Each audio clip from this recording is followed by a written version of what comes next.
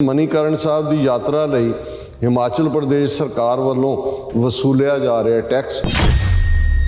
ਉਹਨਾਂ ਨੇ 2 ਪਹੀਆ ਵਾਲੇ ਵਾਹਨਾਂ ਲਈ 50 ਰੁਪਏ, ਜਿਹੜੇ 4 ਪਹੀਆਂ ਵਾਲੇ ਨੇ ਜ਼ਾਹਰ ਹੈ ਕਾਰਾਂ ਵਹੀਕਲ ਉਹਨਾਂ ਤੇ 100 ਰੁਪਏ, SUV ਤੇ MUV ਵਾਹਨਾਂ ਤੇ 300 ਰੁਪਏ, ਬੱਸ ਟਰੱਕ ਲਈ 500 ਰੁਪਏ। ਇਹ ਉਹਨਾਂ ਨੇ ਇਸ ਸਾਲ ਤੋਂ ਹੀ ਲਾਗੂ ਕੀਤਾ। ਦਿਲਚਸਪ ਗੱਲ ਇਹ ਹੈ ਕਿ ਉਸ ਸੜਕ ਤੋਂ ਜਿਹੜੇ ਹਿਮਾਚਲ ਪ੍ਰਦੇਸ਼ ਵਾਲੇ ਰਜਿਸਟ੍ਰੇਸ਼ਨ ਨੰਬਰਾਂ ਵਾਲੇ ਵਾਹਨ ਨੇ ਉਹਨਾਂ ਤੋਂ ਕੋਈ ਨਹੀਂ। ਜਿਨ੍ਹਾਂ ਵਾਹਨਾਂ ਦੇ ਉੱਤੇ ਸੰਤ ਭਿੰਡਰਾਂ ਵਾਲੇ ਜਾਂ ਦੀਪ ਸਿੱਧੂ ਦੀ ਪਿਕਚਰ ਸੀ ਉਹਨਾਂ ਨੂੰ ਕਿਵੇਂ ਹਰਾਸ ਕੀਤਾ ਔਰ ਇਹ ਝੰਡੇ ਉਤਾਰਨ ਦੀ ਗੱਲ ਕਿ ਕੋਈ ਝੰਡਾ ਲਾ ਕੇ ਜਾ ਨਹੀਂ ਸਕਦਾ। ਜਦੋਂ ਜਬਰਨ ਜਿਹੜਾ ਕੋਈ ਚੀਜ਼ ਵਸੂਲੀ ਜਾਂਦੀ ਹੈ ਮਜ਼ਹਬ ਦੇ ਨਾਂ ਦੇ ਉੱਤੇ, ਉਸ ਦੇ ਲਈ ਇੱਕ ਟਰਮ ਇਹ ਜਜ਼ੀਆ ਟੈਕਸ ਹੈ।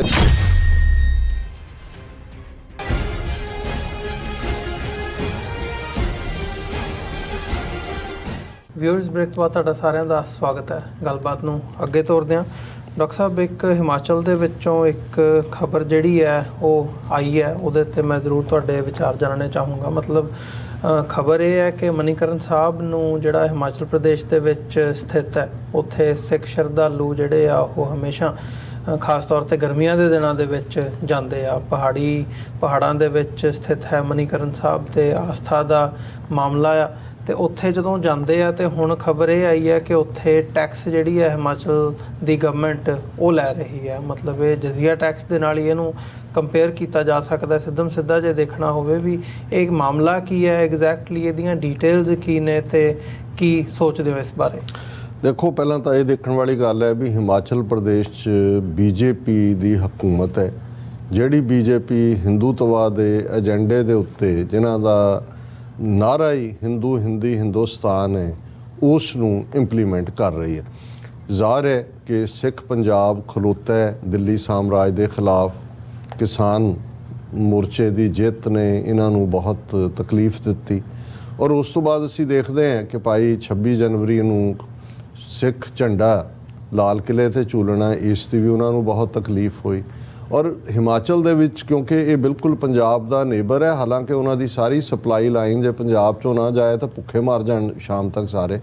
ਲੇਕਿਨ ਕਿਉਂਕਿ ਹਿਮਾਚਲ ਦੇ ਵਿੱਚ ਸਾਡੇ ਇਤਿਹਾਸਕ ਗੁਰਦੁਆਰੇ ਵੀ ਨੇ, ਅਸੀਂ ਆਲਰੇਡੀ ਭੰਗਾਣੀ ਸਾਹਿਬ ਜਾਂ ਪੌਂਟਾ ਸਾਹਿਬ ਦਾ ਜ਼ਿਕਰ ਕੀਤਾ। ਇਸੇ ਤਰ੍ਹਾਂ ਗੁਰੂ ਨਾਨਕ ਸਾਹਿਬ ਔਰ ਭਾਈ ਮਰਦਾਨੇ ਦੀ ਮਨੀਕਰਨ ਵਿਜ਼ਿਟ ਦੇ ਨਾਲ ਜੁੜਿਆ ਹੋਇਆ। ਮਨੀਕਰਨ ਜਿਹੜਾ ਕਿ ਕੁੱਲੂ ਤੋਂ ਭੂੰਤਰ ਔਰ ਭੂੰਤਰ ਤੋਂ ਉੱਪਰ ਜਿਹੜਾ ਇੱਕ ਬੜਾ ਖੂਬਸੂਰਤ ਗੁਰਦੁਆਰਾ ਸਾਹਿਬ, ਜਿਸ ਨੂੰ ਇੱਕ ਸਿੱਖ ਸੰਤ ਨੇ ਬੜੀ ਮਿਹਨਤ ਨਾਲ ਪਹਾੜਾਂ ਤੋਂ ਵੱਡੇ ਪੱਥਰ ਢੋ ਕੇ ਬਣਾਇਆ ਔਰ ਉਹ ਉੱਥੇ ਗਰਮ ਪਾਣੀ ਦੇ ਚਸ਼ਮੇ ਨੇ। ਜ਼ਾਹਰ ਹੈ ਕਿ ਉਸ ਦਾ ਜਿਹੜਾ ਇੱਕ ਆਪਣਾ ਇਤਿਹਾਸਕ ਇਤਿਹਾਸ ਹੈ, ਪਰ ਗੁਰੂ ਨਾਨਕ ਸਾਹਿਬ ਭਾਈ ਮਰਦਾਨੇ ਨੇ ਹੀ ਇਹ ਐਕਸਪ੍ਰੈਸ ਕੀਤੀ ਡਿਜ਼ਾਇਰ ਕਿ ਮਹਾਰਾਜ ਐਸਾ ਪਹਾੜਾਂ 'ਚ ਸੁਣੀਦਾ ਕਿ ਗਰਮ ਪਾਣੀ ਦੇ ਨਿਕਲਦਾ ਜਿਹਦੇ 'ਚ ਆਪਣੇ ਆਪ ਜਿਹੜੇ ਨੇ ਚੌਲ ਪੱਕ ਜਾਂਦੇ ਨੇ, ਦੂਸਰਾ ਹੁੰਦਾ। ਅਤੇ ਗੁਰੂ ਨਾਨਕ ਸਾਹਿਬ ਉਸ ਥਾਂ 'ਤੇ ਆਏ ਔਰ ਉਸ ਥਾਂ ਨੂੰ ਜਿਹੜਾ 20ਵੀਂ ਸਦੀ ਦੇ ਮਿਡ ਦੇ ਵਿੱਚ ਉਹਨਾਂ ਨੇ ਜਿਹੜਾ ਇੱਕ ਰਾਵਲਪਿੰਡੀ ਦੇ ਨਾਲ ਸੰਬੰਧਿਤ ਇੱਕ ਸੰਤ ਸਨ ਜਿਨ੍ਹਾਂ ਨੇ ਉੱਥੇ ਉਹਨੂੰ ਪ੍ਰਗਟ ਕੀਤਾ ਬਹੁਤ ਡਿਫੀਕਲਟੀਜ਼ 'ਚੋਂ, ਕਿਉਂਕਿ ਉਹਨਾਂ ਨਾਲ ਉਸ ਥਾਂ ਨਾਲ ਸਾਡਾ ਵੀ ਜਿਹੜਾ ਪਿਤਾ ਜੀ ਨਾਲ ਉਹਨਾਂ ਦੇ ਉਸ ਜਿਹੜੇ ਉਹਨਾਂ ਦੇ ਮਹੰਤਾਂ ਸਕਸੈਸਰ ਸੀ ਉਹਨਾਂ ਦਾ ਸੰਬੰਧ ਸੀ।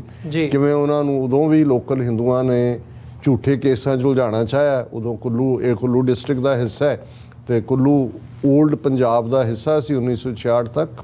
ਔਰ ਕਿਵੇਂ ਉਹਨਾਂ ਦੇ ਉੱਤੇ ਮਰਡਰ ਕੇਸ ਪਾ ਕੇ, ਕਿਉਂਕਿ ਕੋਈ ਯਾਤਰੂ ਜਿਹਦਾ ਪੈਰ ਸਲਿੱਪ ਹੋਇਆ ਔਰ ਉਹ ਗਰਮ ਪਾਣੀ ਦੇ ਉਸ ਚਸ਼ਮੇ 'ਚ ਡਿੱਗ ਪਿਆ ਔਰ ਮਰਡਰ ਕੇਸ ਉਹਨਾਂ ਨੇ ਕਰਕੇ, ਪਰ ਇੱਕ ਸੈਸ਼ਨ ਜੱਜ ਸਿੱਖ ਦੇ ਕੇਸ ਲੱਗਾ ਔਰ ਉਹ ਬਰੀ ਹੋਏ। ਸੋ ਇਹ ਕੋਈ ਨਵੀਂ ਹੁਣ ਕਿਉਂਕਿ ਬਹੁਤ ਵੱਡੀ ਗਿਣਤੀ ਦੇ ਵਿੱਚ ਵਕਤ ਪਾ ਕੇ ਮਨੀਕਰਨ ਕਾਫੀ ਪਹਾੜੀ ਪਲੇਸ ਵੀ ਹੋਣ ਕਰਕੇ ਲੋਕਾਂ ਦੇ ਲਈ ਜਿਹੜਾ ਯਾਤਰਾ ਦਾ ਥਾਂ ਵੀ, ਆਸਥਾ ਦਾ ਥਾਂ ਵੀ, ਔਰ ਉੱਥੋਂ ਦਾ ਲੰਗਰ ਔਰ ਪ੍ਰਬੰਧ ਵੀ ਬਹੁਤ ਸੁਚੱਜਾ ਹੈ ਕਿਉਂਕਿ ਦਿੱਲੀ ਦੀ ਸੰਗਤ ਔਰ ਪੰਜਾਬ ਦੀ ਸੰਗਤ ਜਾਂਦੀ ਹੈ। ਹੁਣ ਇਸ ਤੋਂ ਪਹਿਲਾਂ ਇਸੇ ਹੀ ਹਿਮਾਚਲ ਪ੍ਰਦੇਸ਼ ਸਰਕਾਰ ਨੇ ਜੇ ਇਹਨਾਂ ਦੀ ਪੋਸਟ ਕੋਵਿਡ ਅਸੀਂ ਦੇਖੀਏ ਕਿ ਇਹਨਾਂ ਨੇ ਜਿਹੜੇ ਵਹੀਕਲਸ ਦੇ ਉੱਤੇ ਖਾਲਿਸਤਾਨੀ ਤਾਂ ਦੂਰ ਦੀ ਗੱਲ ਨਿਸ਼ਾਨ ਸਾਹਿਬ ਸਨ, ਉਹਨਾਂ ਨੂੰ ਰੋਕਿਆ।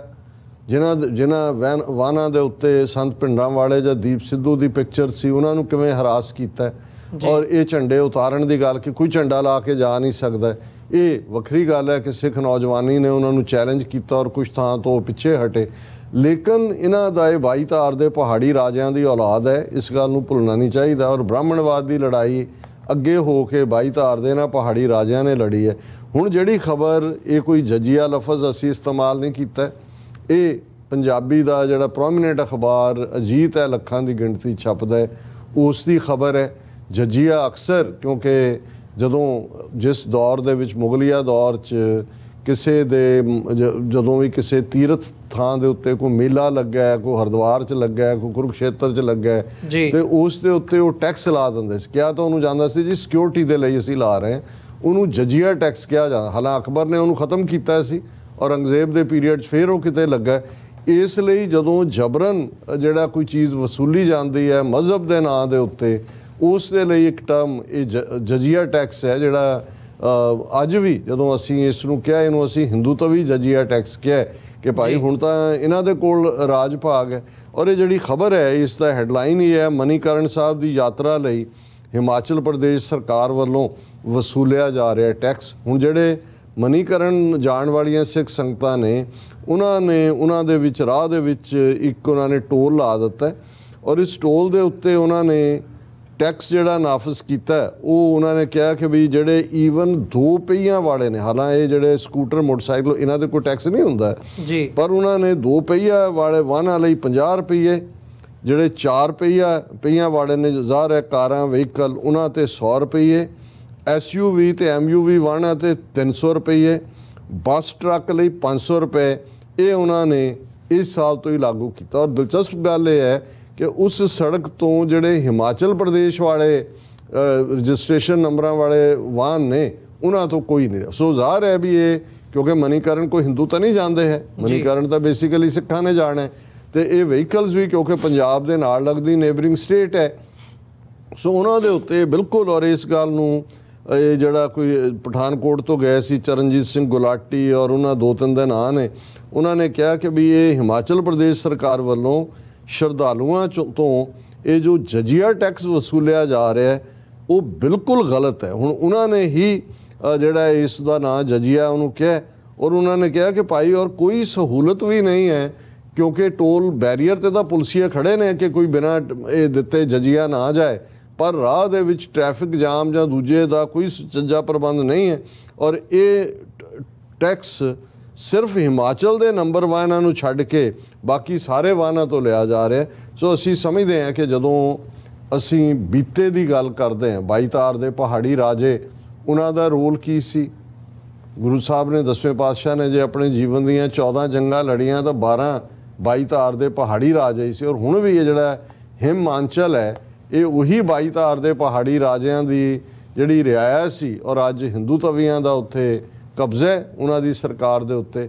ਔਰ ਇਹ ਉਹਨਾਂ ਦੀ ਸਿੱਖ ਵਿਰੋਧੀ ਨੀਤੀ। ਔਰ ਇਸ ਗੱਲ ਦਾ ਧਿਆਨ ਰਹੇ, ਨਵੰਬਰ 84 ਦੀ ਸਿੱਖ ਨਸਲਕੁਸ਼ੀ ਵੇਲੇ ਵੀ ਜਦੋਂ ਦਿੱਲੀ ਔਰ ਬਾਕੀ ਥਾਵਾਂ ਤੇ ਹੋਇਆ, ਹਿਮਾਚਲ ਦੇ ਵਿੱਚ ਸਿੱਖਾਂ ਨੂੰ ਜ਼ਲੀਲ ਕੀਤਾ ਗਿਆ ਸੀ, ਕੇਸ ਕਤਲ ਕੀਤੇ ਗਏ ਸੀ, ਗੁਰਦੁਆਰਿਆਂ ਨੂੰ ਅਗਨ ਭੇਟ ਕੀਤਾ ਗਿਆ ਸੀ, ਜਿਹਦਾ ਕਦੇ ਵੀ ਕੋਈ ਜਿਹੜੀ ਹੈ ਅਕਾਊਂਟੇਬਿਲਟੀ ਨਹੀਂ ਹੋਈ। ਸੋ ਇਹ ਉਹਨਾਂ ਲੋਕਾਂ ਨੂੰ ਜਿਹੜੇ ਸਮਝਦੇ ਨੇ ਜੀ ਉਸ ਰਾਜ ਦੇ ਵਿੱਚ ਅਸੀਂ ਰਹਿ ਸਕਦੇ ਹਾਂ ਜਾਂ ਗੱਲਬਾਤ ਰਾਹੀਂ ਮਸਲੇ ਹੱਲ ਹੋ ਸਕਦੇ ਨੇ, ਹੁਣ ਉਹ ਦੱਸਣ ਕਿ ਭਾਈ ਇਹ ਜਿਹੜਾ ਹਿੰਦੂਤਵੀ ਜਜੀਆ ਟੈਕਸ ਹੈ, ਇਹ ਉਹਨਾਂ ਨੇ ਕਿਵੇਂ ਹਟਵਾਉਣਾ ਹੈ। ਜੀ ਡਾਕਟਰ ਸਾਹਿਬ, ਬਿਲਕੁਲ। ਵਿਊਅਰਸ, ਇੱਕ ਛੋਟੇ ਜਿਹੇ ਕਮਰਸ਼ੀਅਲ ਬ੍ਰੇਕ ਦੇ ਲਈ ਇੱਥੇ ਰੁਕਾਂਗੇ, ਦੁਬਾਰਾ ਫਿਰ ਗੱਲਬਾਤ ਇੱਥੋਂ ਹੀ ਕੰਟੀਨਿਊ ਕਰਾਂਗੇ।